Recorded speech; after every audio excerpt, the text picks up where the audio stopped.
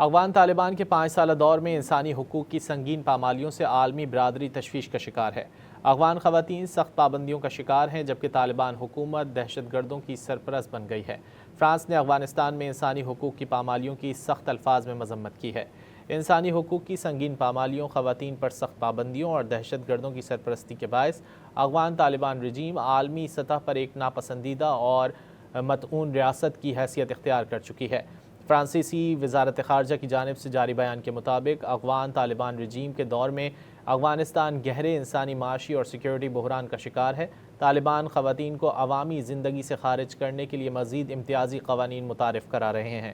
فرانسیسی وزارت خارجہ کے مطابق انسانی حقوق کی پاسداری اور دہشت گردی کے خاتمے تک طالبان سے تعلقات معمول پر آنے کا امکان نہیں۔ اس سے قبل اقوام متحدہ کے 56 رکن ممالک افغان طالبان کے قبضے کے 5 سال مکمل ہونے پر رجیم کے خلاف مشترکہ بیان جاری کر چکے ہیں۔ افغان طالبان کے 5 سالہ دور میں انسانی حقوق کی سنگین پامالیوں سے عالمی برادری تشویش کا شکار ہے۔ افغان خواتین سخت پابندیوں کا شکار ہیں جبکہ طالبان حکومت دہشت گردوں کی سرپرست بن گئی ہے۔ فرانس نے افغانستان میں انسانی حقوق کی پامالیوں کی سخت الفاظ میں مذمت کی ہے۔ انسانی حقوق کی سنگین پامالیوں، خواتین پر سخت پابندیوں اور دہشت گردوں کی سرپرستی کے باعث افغان طالبان رجیم عالمی سطح پر ایک ناپسندیدہ اور مطعون ریاست کی حیثیت اختیار کر چکی ہے۔